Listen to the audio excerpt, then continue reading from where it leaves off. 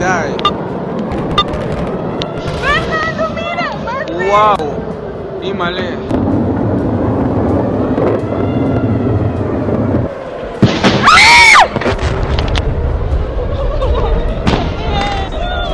انفجارات متواصلة عبد الرحمن وهي صواريخ.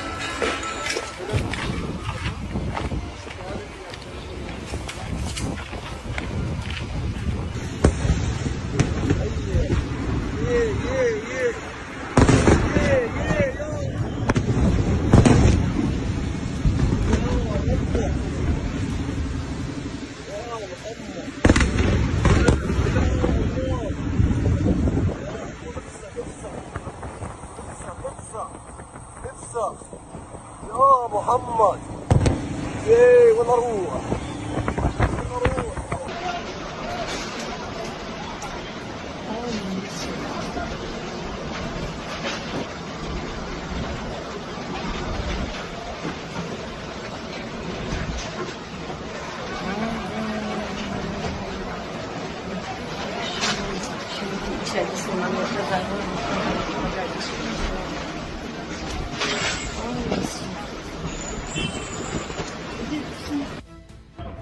Iran melancarkan serangan balasan besar-besaran ke Israel pada hari Minggu pagi, tanggal 22 Juni 2025, dengan menembakkan 27 rudal balistik ke wilayah tengah dan utara, termasuk Tel Aviv dan Haifa.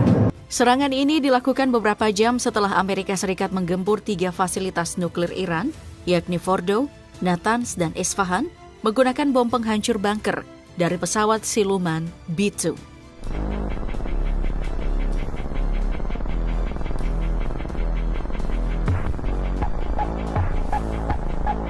Ledakan hebat mengguncang sejumlah kota di Israel, memicu sirene dan kepanikan massal.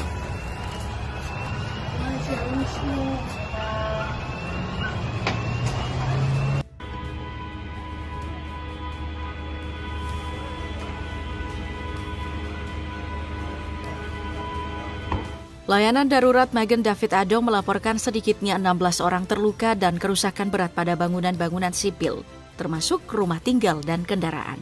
Beberapa rudal dilaporkan menghantam langsung ke jantung kota Tel Aviv. Korps Garda Revolusi Islam atau IRGC menyatakan bahwa rudal berbahan bakar padat dan drone Shahid 136 berhasil menembus sistem pertahanan canggih Israel, dan operasi akan terus dilanjutkan secara terarah dan berkelanjutan.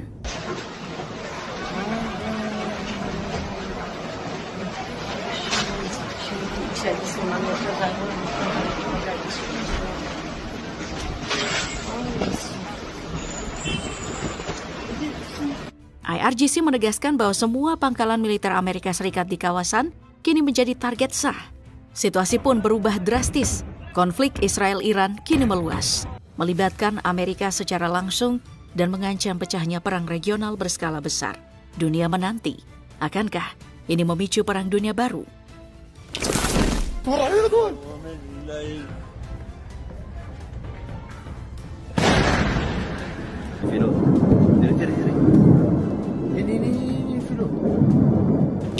Mari kita sama-sama menghela nafas, karena ini bukan cerita tentang dua negara. Ini tentang bagaimana dunia diam-diam menahan nafas, karena tahu satu kesalahan kecil saja, dan semuanya bisa terbakar.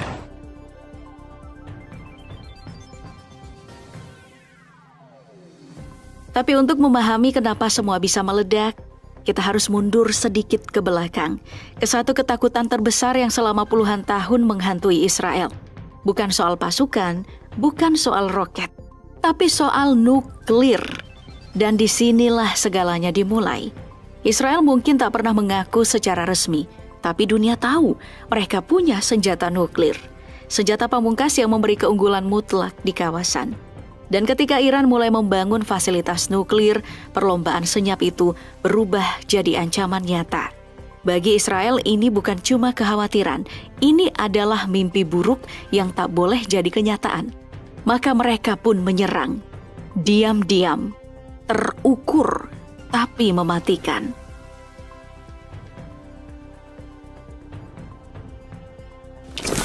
Di atas kertas, serangan Israel terlihat presisi, cepat dan terkoordinasi, menghantam jantung militer Iran dari segala arah.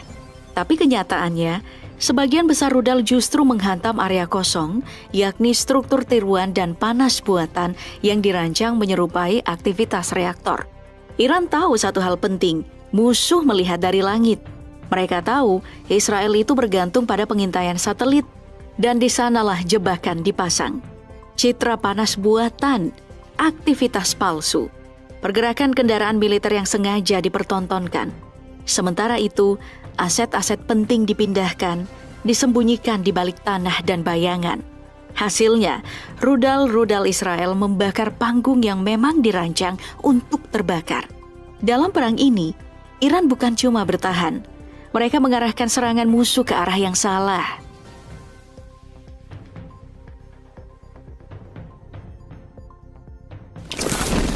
Ketika Israel melancarkan serangannya, ini bukan sekadar operasi militer. Ini adalah peta kehancuran yang dirancang dengan presisi. Wilayah barat laut Iran jadi titik benturan pertama. Langit di sana mendadak berubah jadi medan tempur. Komandan militer jadi buruan. Situs-situs nuklir diserang secara simultan. Rudal permukaan ke permukaan dilumpuhkan sebelum sempat diluncurkan. Tapi di balik dentuman itu, ada hal yang lebih dalam dari sekadar perang teknologi. Target serangan kali ini bukan cuma tank dan radar, tapi juga otak-otak di balik program nuklir Iran. Para ilmuwan yang bekerja untuk IRGC. Mereka yang selama ini bekerja di balik pintu baja, kini jadi nama di daftar sasaran. Beberapa bahkan tewas saat tengah melakukan riset. Laboratorium yang selama ini jadi ruang sunyi berubah jadi abu. Dan serangan ini menembus lebih dalam lagi ke tempat yang tidak terduga. Stasiun televisi Iran pun ikut terdampak. 3 karyawan tewas di tengah kekacauan dan seorang presenter nyaris jadi korban. Kamera masih menyala, mikrofon masih merekam, tapi dunia seolah membisu.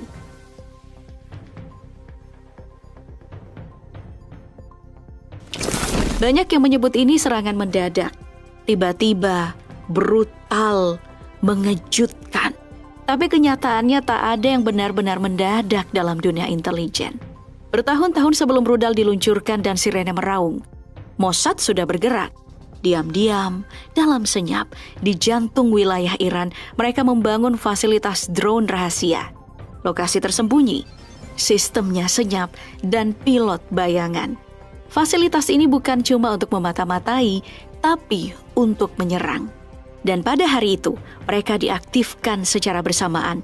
Bersama lebih dari 200 pesawat Israel yang menyasar titik-titik strategis. Semua diarahkan pada satu tujuan, mematahkan sistem pertahanan udara Iran secepat mungkin, sedalam mungkin.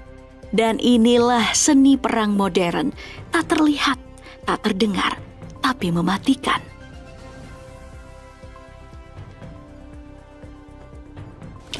Iran tak lagi menunggu, mereka membalas bertubi-tubi. Operasi ini dinamai Janji Sejati 3. Sebuah pesan terselubung bahwa serangan mereka bukan reaksi emosional, tapi janji yang kini telah ditepati. Target utama, Kiryat, sebuah kompleks yang disebut sebagai Pentagonnya Israel. Kiryat ini bukan sekadar gedung, ia adalah otak, saraf, dan nadi operasi militer Israel. Tapi Iran tidak berhenti di situ. Serangan juga diluncurkan ke Tel Aviv dan Haifa. Gedung konsulat Amerika Serikat ikut rusak dan pesan politiknya sangat jelas. Tak ada sekutu yang benar-benar aman. Haifa sendiri bukan kota sembarangan. Di sanalah pelabuhan militer utama Israel berada. Gudang amunisi, instalasi rudal, dan jalur suplai logistik strategis semuanya bertumpu di kota ini. Menghantam Haifa berarti mengguncang jantung pasokan militer Israel dari dalam. Di balik dentuman rudal dan strategi militer ada satu hal yang tak bisa disangkal. Korban jiwa. Di Iran, 224 orang tewas, lebih dari 1.400 luka-luka. Di Israel, sekitar 24 orang tewas hingga 590 orang terluka. Bangunan hancur, rumah sakit kewalahan, listrik padam, kota-kota lumpuh sejenak. Warga pun mengungsi. Tapi lebih dari infrastruktur yang benar-benar hancur itu adalah rasa aman. Kini, baik Iran maupun Israel tahu mereka bisa diserang kapan saja dan selalu bisa bertahan.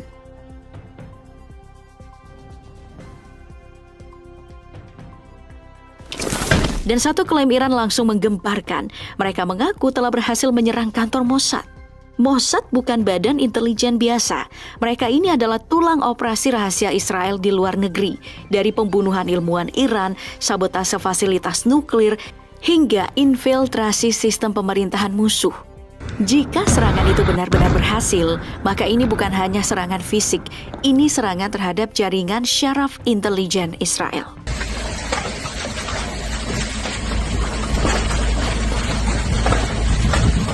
Tapi di sini menariknya, selama bertahun-tahun, Iron Dome dianggap perisai langit yang tak tertembus.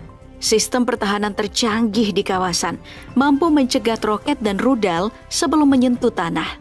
Tapi kali ini, Israel bukan cuma diserang, tapi juga dibuat kewalahan.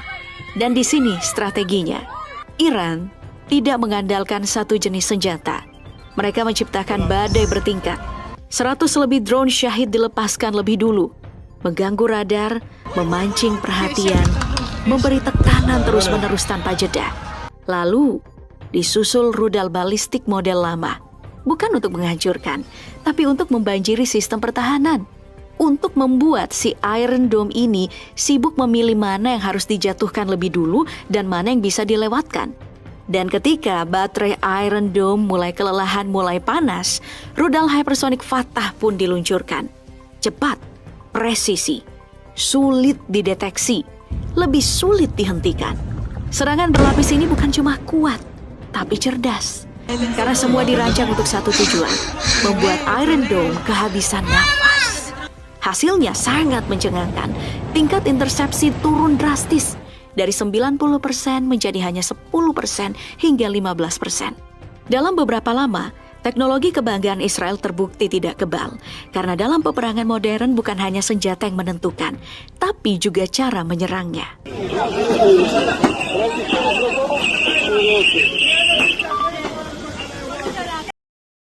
Peluru mungkin jatuh di Timur Tengah, tapi getarannya menjalar ke seluruh dunia.